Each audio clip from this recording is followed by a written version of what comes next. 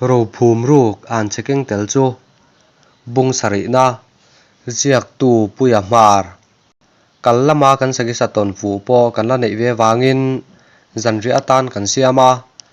zanria kan ei fel meu chuan zandar riat vel ani thuak to a buk kota ti pa a mei kan juk lai chuan engtiam hmalak nge tul hma saberang ti chu kan soi ho ta a buk tual mei enga chuan pu komna min hruai thleng thei tu tur om chun le kha a inziak chu kan en howa kan ro zon ber om na pu khi mu chu ringot po thil ol ai ani don lo ti chu kan hretlang sa vek bok ke chuan thiante panhi ne na chuan engpo ni se nak tuk thua nei khama tangin he le kha keng hian kalila ke tak phei chuan ani khat ni a chuan pu kan hmu chu ngal po ke in ring chia lo ma se he le kha hian kong dik taka min hruai yam ti hrian ma sak zet chul in ka hria ti in akam keunan an ni chu ka hril ta pota abul tum tu ka ni wange ka kuta engkim an ngat pum hlum jok ti po hriat lowin sangte te panhi chuan rotna emo ngai dan po soi tur hre lovin an ngoi top hi ani ber mai chutia thian te ber an ngoi tak tata chuan ke bok chuan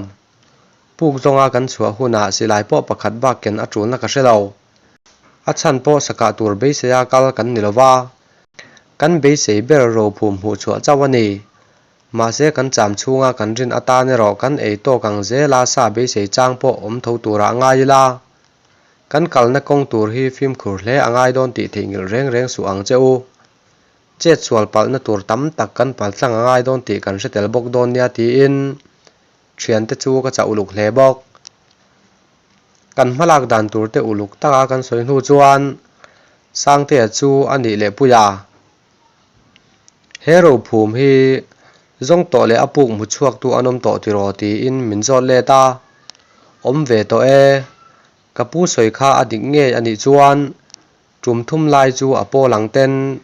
thian za ho ang te pon zong anom to nge ti min hrila thil dik tak ani ke pon ka ring bok ti in sangte chu ka chang thung kha le chen lam hla tak atanga kal kan ne wangin zep thu om lo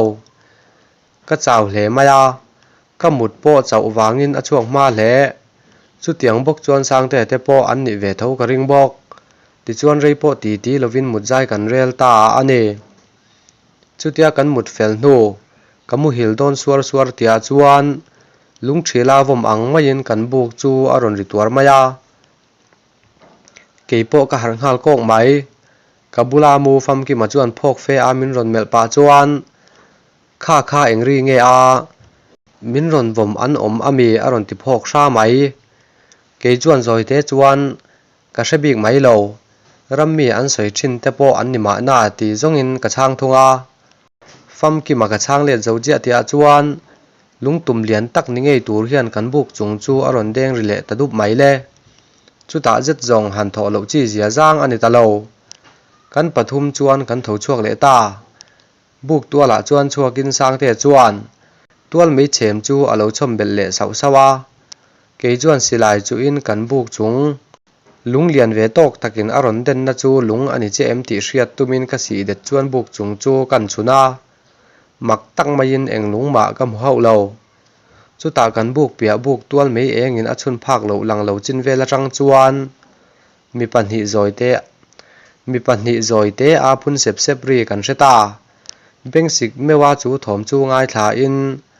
an soi tak ero kan hre thei mai lo chu ta le sangte thin chuan atur talo ania nge ka silai ken lai chu rang taka ron phi thla in phunri kan hriat na lam pana kalpa chuan amai mai chuan le khonge kan phin dar vek te ang cheu ati cher mai chutia sangte an asilai ne na thom om na lam apan pheita ka chuan amma a phun risep kan hriat chu are le dai loi si angai na hrelo tak chuan avading tlon ringot hi ani ber chuta sangte a kan lama ron le tum lai tak chuan abul maya bil kung buk zet mai chu aron che talui maya chu vele keipon ka si del le ka chem tum hum chungin sangte om na pan phei chu ka rual hala abula chuan ka vading ve taran mai kan bula bil kung buk po chu aji kwal lui reng boka keini panhi chuan bil zar san chu en kwalin si deta chun kwal pa in engemaw tak hmuh kan in bei sei ani ber chutah le bilkung zar lian ber kak pui chung chi a zar tawp lama engemaw lo bet trai mai chu kan chhun fuh ta chu kan thil hmuh chu mihring pian ang ni si zawng anga hnung kul kho mai le mai ruh lang hriam rut mai ni mai hian ka hmu a amit la chu si deta engah chuan atle dun rual bawk a kawng rek te chu a chhum thei mayang a tih tur khawpa rek ani nge nge ka si deta chhun reng chung chuan zawi te in sang te beng bulah chuan ka thil hmuh chu ka hrila sang te pawh a hmu ve chiah chu a ner deuh sawk nge nge chutah sang te chuan a silai chuan a tin hal zata a kah hma deuh chuan thingzar hran hranah chuan a vak kual zot zota chutah zet zawng sang te pawh a rap hle ni tur ani a silai hmawr chu a khur dar dar mai a ke chuan sang te silai ken chu lak sakin silaya ka si det hmet bet chungin chu thil vak kual vel chu ka tin kual ve zela a tawpah chuan kan lam ron hoin a sam sei hreu bum mai kara meng tlerual chung chuan a lei a ron chhuata a lei sei ziamol mai kha rapawm tak chu ani chutah kan thil hmuh chu si deta chhun chung chuan kan kap thuai mai a ka ka rual deuh thaw chuan tre rawng rawng chungin a awmna thingzar atang chuan thing dangah a pakai phei zuai lai chu ka hmu man a thlawk phei ang ma zawk chutah hmuh zui tur a awm ta lo bilkung pawh chu che chhun zawm lovin a pangai leh vek tawh a sang te hnenah chuan ti te thian pa i let leh tawh ang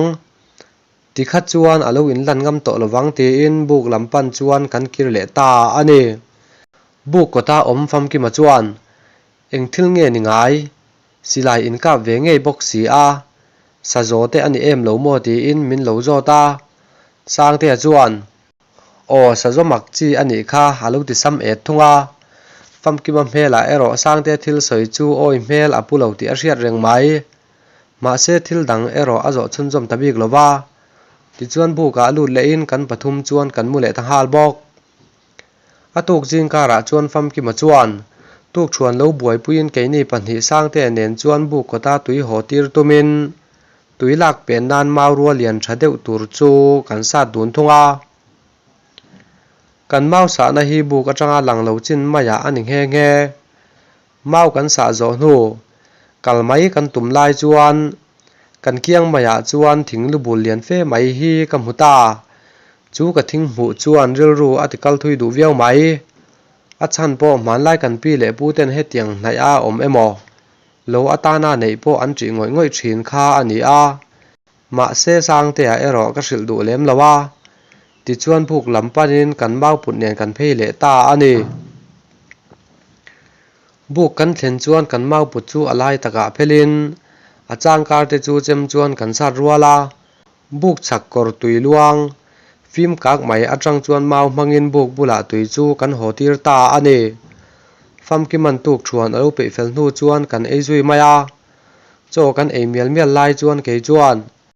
nichina tui lakna tana mau kan sa na bul maya khan thinglu bul an lo soi thin ang kha alo om reng mai ti ka hmu a hetiang thinglu bul hi kan pi leh pu te khan an tri in an haya awm pawh an du ngai lova kan buk sakna hi a fu chiah lo deuh ani mahna ngai bel tur tingin ni zan khan kan buai deuh lai kha ani a enge in ngai dan ka hrelowa buk hi son mai tha in ti chuan kan hial lova om tlang in du pon ke chuan poi ti na ka nei lem lo bok ti in nakina kan buaina zakhua ani donai chuan ti in ka hril tlang nge nge a chuta kan thian zinga ngai sam ber famkima bok chuan a ho em mai thinglu bul ti mai mai du le lo bul ve mai mai te se khowela hian thinglu bul ti vel te chu atam khopang chu baka hmanlai pi pu ten an du lo ti tu te chu mual an liam zo to a tunanga to te chuan hmanlai upa te ni to lovin tunlai upa te an ni to zo ka lom sa pho pawh khuan an nei ve teuh thawang tiang thinglu bul ti mai mai nui sun sun pa chuan a ron ti a ron fiam thu ni ma se ani hmel riau a ka hriat awang chuan ka nui a zalek lek zawka baka karin ai da in a hma zana kan thil ton sang te an a hma chhon dan vel te ka hriat khan an ril ru a pau khau ve hle ti ka hriat awangin ka lawm baka a thlamuan thlak ka tir ru viau mai tuk thuan kan ei kham hnu chuan a voi khat na tan ro om na puk lam pan chuan kan chuak ta a kan buk om na tlak lam atanga kalin chu tlang chu a hel zonga kalangai bok nen phim khur ngai hle mai a thena te chuan lungpial tlepin khaw thlapur mai te chu kan thleng le nol thin bok ma se engemaw ti in a kaina tur thing vuan pa chung chuan kan kal ve thei zel mai ani na taka chuan chu tlang chhip chuak tur chuan voi engemaw zat hel kualangai don ti na ani bera a kong then khat la ya te chuan saza kong tum ti hriat takin alo chiar le dep dup thina ma se chu sajara na zui zonga kal chuan ra bel sa ti taka kal anuam zoma emaw ti mai tur hi ani a kha tokin kan thlen chin a pianga le kha chu enin kong bo lo tura ru film tak putangai hle kan kal chin atang le kha a kong alan dan atanga chu chuan ni in min dai don lo ti arin theya chau to nen chet sualte a hlau om awangin kir le ri chu tha in ka hreta a ma se kan thlen chin mun khatla ya chuan mun zol ve deuh chol nan po a i tom fashion tur mun kan po hlol maya chulai mun kan thlen chuan ngai dan dang ka nei ta chuta ka thian te hne na chuan helai mun hi chol lai lok nan a that mel hle mai kan buk sang na kha du ai chuan a la hretani helai mun a hian ria theina tura tan buk ang reng siam a thalo mo ti in ka thian te chu kan rona an ni po chuan arem chan thu soin puk zonga kal chun jom to lo chuan man ro om ang te kan la khom tang hala ring yal the ang a buk siama kan boi nu chuan pa ngai ve deuh ria theina tur chuan kan puitlin ve ta rama ni po a hniam tak viau wangin kan buk thlang jok panin kan le ta wangwanga thuk zonga kal kan ni awangin buk kan pan thlak le chuan kal lam ai ngot chuan kal po so ta deuh kan buk kan thlen le chuan kan han chol le ren rona khuwa ala en viau awang chuan sangte chuan khonge zanri atan ther lo ilo enge motal be sein kan chuak ange vashit zanriak ka tur te po kan tong fu mial ma na ti pa chuan silai chu ala a rei athang lo tur thu te soin min kal san tang hal mai bok keipo chuan buk to la chuan meite nunin chaw ka chuang kai ngala chutia chaw ka chuan kai lai vela chuan fam ki ma chuan a keding lam chu na ati thu le en sak turin min ti a phei khok bun te phel a ke kan en chuan alo dur na sa viau mai a ke dur then khat phei chu a dur na ke to sen hlar mai te po om boka karil ru a boi tamap mai heti hrim chuan fam ki ma hian kan puk zon tur po a thleng zo ngu tangem ti chu ngai tu thama tling ta puk kianga mau chu satin ka chem chuan ka ziata enge mo thula man atana ka ken dam doi mum sol a phut ne na chaw polin fam ki ma ke a chuan ka bel sakta ni fam ki ma ke ka boi pui zo fel or ti a kan buk thlang lama silai puak ri kan hriat ta ga chuan sangte silai ri nge ani be sein kan lo ha ka reipo kan nga ma chuan kan buk thlang kor atanga saki tuai po balat chunga sangte ron chho thau chu kan muta ni sangte buk lo thlen rual chuan a sakhi kha chu lo hlan thlak sak thuain avan ti zia le zelem chome lampang kan pathiat lai tak lo ni nen khonge in boi pui nga lang miang ti pa chuan ka chem chu ka phor nga la buk lama om fam ki ma po alo tho chuaka min ron pui atum lai chuan ke chuan lo chet pui ri te su i ke hliam kha ka ti theya lom hetiang sakhi tuai pakhat boi pui te mai chu ti in kan hial thunga sangte chuan fam ki ma ke hliam chung chang te chu min zotin keipon ani na dik tak te chu ka hril mol mola dam doi ka hnoi sak thu te le azia om le mai ka be sei thu te po ka soi tel nge bok sangte a sakhi ka chu a ko chung te le a sa te chumin a check po ka siam hal bok so e kan pe meu chuan zan po alo tlai viau to mai bok buk kianga changel na te satin so e kan siam hal zung zunga ril atram to bok nen sakhi sa du to ka tam le a check khafak mai du to ka kan lim chu a por the ngei mai zanria ka nei kham chuan kan sa e bang te chu rep pa in buk tual me enga kan thu thapa chutia thu chunga kan ti mal lai chuan sangte chuan puya makati deuh chu mihring hnu ni nge ya lang pheikhawk rahna ni awm tak thar deuh mai ka hmu a ni zan tlai vela khan khulama i kal tum khan i zuk thleng thuyem makati dewa a rawn ti chuak hlawl mai ke chuan rang takin enga buk kan sak atangin eng chena thui ma kala thleng bik hleinem hetiang rampil rel le pasal tha in ti na zong poin an ram chu angai manglo na hmuna chu tiang hnu i mu chu chian nge angai don ani chu ka ti a sangte hnu mu chu ngai tha chi a ka ngai lo wangin ke chuan ti te sangte i thil hmu na chu a hlat viau lo chuan a zan hian i zuk chian te ang famkim buk i lo lu alum mai don ami hliam i nei ba ka sarep lai te kan nei si a ka ti ta a famkim a po chuan buka om chu a lo hnial hran lova chuta chu ke thla sangte hmu chu chian tumin kal kan tum tanghal chuk chuk bok ma se kan kal chuak ma chi a thil ka ngai to chuak thut mai keini pathum te pheikhawk he hmuna kan ken te chu uluk takin a hnuai lam zia te chu ka en te te a ti chuan si det eng chu ringin buk kan chhuah san hal bok muang chang lovin sangte hnu mu na chu kan pan ding hala chuta pheikhawk ra na thla sangte hmu na chu kan thleng thuai bok ke chuan chu hniak chu hnai taka si deta chunin chiang takin kan nena pheikhawk ra na hnu nge ni chu hnu chu kan pathum jinga chu tiang zia pheikhawk nei kan nom lo ti ka hreta alan dan atang chuan amani ni liam ta a ra na hnu ni tura ka ngai nge nge chu a chapa mi pakhat ra na chau ni lovin mi pali panga don ra na ni hmel le bok zan thil te alo ni ba ka buk lama famkim a om chu kan ngai to deuh wangin buk panin kan kir san le ngal bok chu ke hniak kan hmu chuan karil ru a kal thui viau mai keini lo midang ram chuak ve emo ro phum zon chhuah tum ve an ni thei ti ka hai lo buk kan thlen chho le hnu chuan ruam man na enge ma tak siam thuai angai ka ring ta ani sangte te panhi ne na chuan kan ke hniak hmu chu ngai tha mai chi ani mel lo chu wangin keini po film kurangai hle to don ani keini chau hi helai rama om kan ni lo po ni theya kan tan a him lo thei bok chu wangin nimin lama kan buk sak pakhat zo ka khan in suan rila a him berang khalai hmun po tur khan thil ol ai ani lo wangin kan tan a him zok ka ring ani ti in ka ngai dan dik tak chu an ni panhi chu ka hril tlang tanghal nge nge atuk jing ka ra chuan famkim a chu kan in son chuana tur hmuna akal thei le thei lo tur chu ka zota ani pon akal thei a in rin thu a soi hnu chuan a ke hliam dam doi ka hnoi te chu en sakin rin ai ta in alo hil duak hi alo ni kan thil ken tur te chu kan boipui tanghal chuk chuka tuk chuan ka nei kham chuan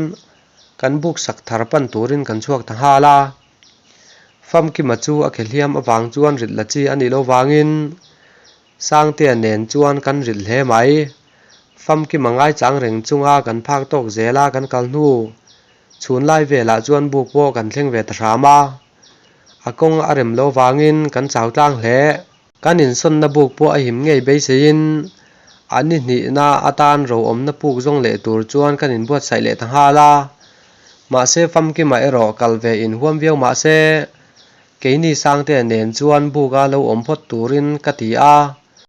chan po a ke hliam te chu adam thuai angai ti kan hril hnu chuan ani pon min hnial lui ta bik lova kan chhuah don chuan film khur tur le beng chireng chunga lo om turin kan cham ha sa zeta keini panhi sangte nen chuan buk kan kalsan tanghal ani puk thleng tura ka le ka ken atanga lan dana chuan kan puk zon chu dar kar hni vel or kal ani ka ring dewa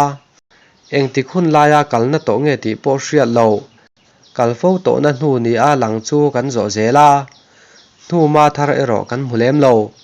film kur thu hla a ti in sangte nen chuan silai kan ak ve ve a makdeu mai chu atlang thleng ture ti lo chuan akal po na kong chu arem chho ta jok le loya kan thei to ka chaka reing yal kan kal hnu chuan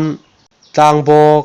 zol deuh reuh le thing ding pheuh pheuh na hmun theng thonuam zet chu kan chuang chuak ta hlol mai chu tlang zol deuh lo om na kan chuan chuah rual rual chuan a hmun rem chin chu ka fanghal thuak thuaka a zol chin a zau lem lo wangin hun rei man po ngai hran lo ma se ngai that lo na tur tingin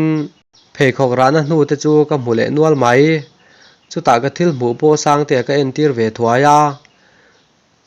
chung ra na hniak lo om nual ka ra chuan ka mit la tak pakhat ka hmuta chu hniak ro rawa po ra na belbik riau lo om chu ani